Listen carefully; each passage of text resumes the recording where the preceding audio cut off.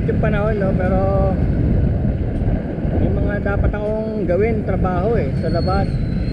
Nag-aayos ako ng mga papeles kaya sinasamantala ko yung pagka ganitong makulimlim, sinasamantala ko na parang gusto pang umulan no? Pero ang oras ngayon is 11:30 na, tanghali na. So dapat talaga samantalahin mo lang yung mga ganyang pagkakataon na umulimlim siya. Kung hindi, ang hirap. 5 minutes ka lang direct sunlight, naka magkukulapse ka na lang. Pero syempre dala ko pa rin sa side ko yung tubig. Yung pang mountain bike, yung tubig na pwede mong i-squirt lang sa mukha. Yan ang ginagawa ko. So ngayon, ang natin, nagpalit tayo ng power tire sa harap. 3.25 size 17, mura lang niya, 900. So para siyang medyo dual sport, pan-tractor. Pero sa banking kailangan mag-ingat ako dahil may coating pa siya. May coating pa yung mga bagong gulong sa mga bankingan, hindi pa pwede parang kailangan baklasin ko muna yun baklasin ko muna yung goma na yun yung first coating niya, madulas yun parang pang-preserve lang yun o panlaban sa mga in case na amagin yung gulong.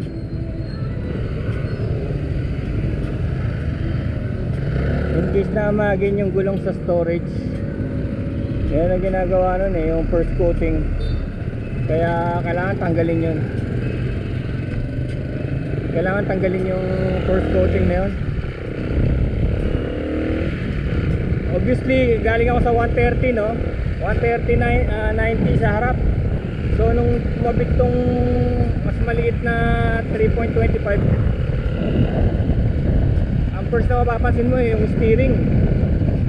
Yung steering niya napakagaan.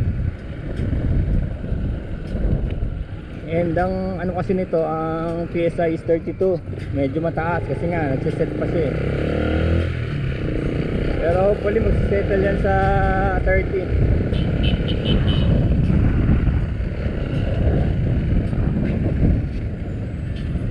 So yun lang ang nangyari dito. Testingin natin to. Pero maganda ang review dito sa power tire bukod sa mura kasi. Saka ito pag nag-sale bumababa pa. Pag nag-super sale itong power tire na to, nakakuha pa to sa 700, 800. Kaya kasi kailangan ko kaya hindi na ako nagantay ng super sale. Kailangan ko 100 lang naman diferensya. Dahil di ba yung dating gulong ko dito expired na bibiyak.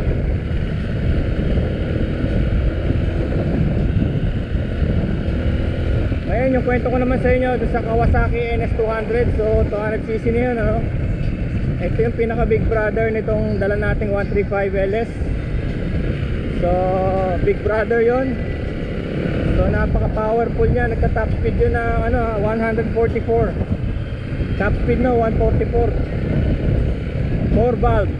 Kasi mga 4 valve talaga mabibilis. Kagaya nito 135 na nag-a-act siya sa 150cc. Para siyang 150cc. Tapos nakikipagsabayan siya sa mga big bike. Hindi ako naiiwanan ng mga big bike dito sa bike na to. Kaya lang pag ako nalingat, hindi na ako makakahabol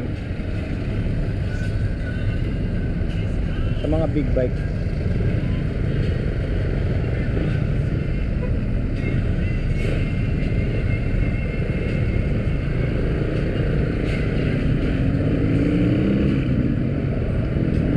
Kaya lang yung NS200 is 200 na yun talagang malakas. 4 valve, triple spark yun. Ito dual spark. Sino yung dalawa spark plug ito? Yun, tatlo spark plug yun. Triple spark.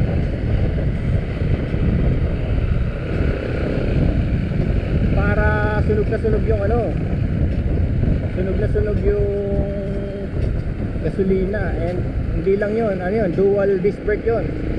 So that's dual disc brake. So kahit na matulit ka, alam mo magpe-preno ka dahil dalawang disc brake, malakas. Tapos ngayon lang ako nakasubok ng single ano, yung single shock, mono shock. Ngayon lang ako nakasubok. Hindi ko naman nararamdaman yung diferensya sa ngayon eh. Sabi nila nagte-take sides daw yung mono shock eh. Pero so far hindi ko pa naman nararamdaman na nagte-take sides siya. Yung pag bumangking ka rin sa kalawa, makikita mo parang nababaluktot siya ganun. Hindi ko pa naman nararamdaman yun sa ngayon. Parang wala lang. Pero yung disc brake niya sa likod, yun nararamdaman ko maganda. Ang napansin ko lang, hindi maganda yung ano niya, yung horn. Yung horn niya palitan ng pangit. Hindi maganda yung horn niya. Tapos yung headlight niya malabo.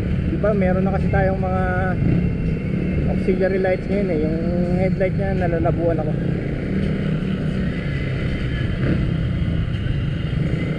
Minsan nakahaya ko, nagko-complain yung kasalubong ko. Kaya lang ang labo-labo naman. Bakit siya nagko-complain? Pero yung NS200 na yun, ano, sariwang-sariwa siya. Yung mga gulong niya, wala pang masyadong ano, walang pudpud. Tapos yung brake pads niya, nagsiset pa lang. Finish yun. 8,000 km lang yun.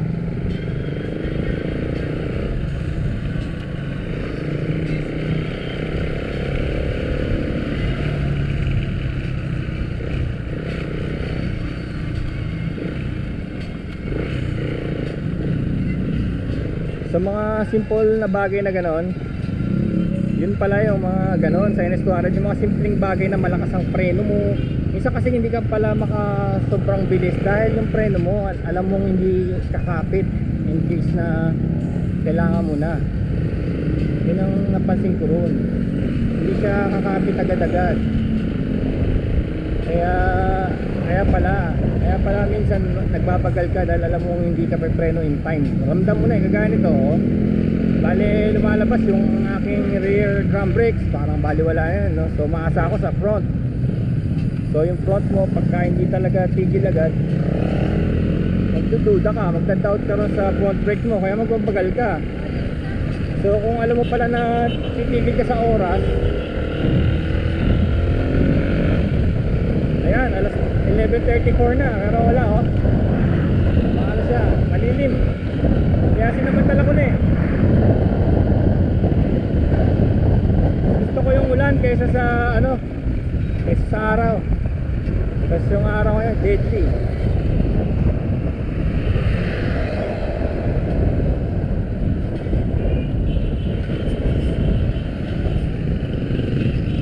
Pero napaka powerful nung NS200 na yun. Alam mong ano, nakikita mo yung singit na yan, kaya ko singitan yan dun. Alam mo talaga na ano, makakasingit siya, parang iba yung clock mo kaysa sa clock ng mga kotse. Ito parang parehas kami oh, ng jeep oh. Ito mo yung clock niya oh. Pag nagpreno siya, magpipreno ako. Pero yung NS200 na yun, parang iba ang clock niya eh. Parang nagiging slow mo yung iba eh. Ganun din naramdaman ko dati na naka big bike ako eh. Sabi nga nung kapatid kong inaangkas ko eh, para daw nakahinto lahat eh. Naka-slow mo nga sila. Hindi kagaya nitong sa 135, parang kasabay mo talaga yung mga sakyan oh. Alam mo talaga na pare-pares kayo ng power oh. Pero yung isang yun, yung NS200 na yun, ibang clock nun.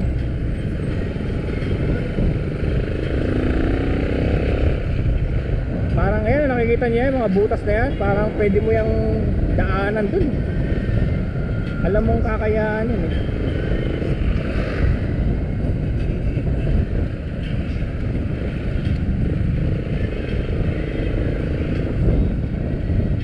So yun ang kwento natin. So of course sana magtagal tong ano, araw na to.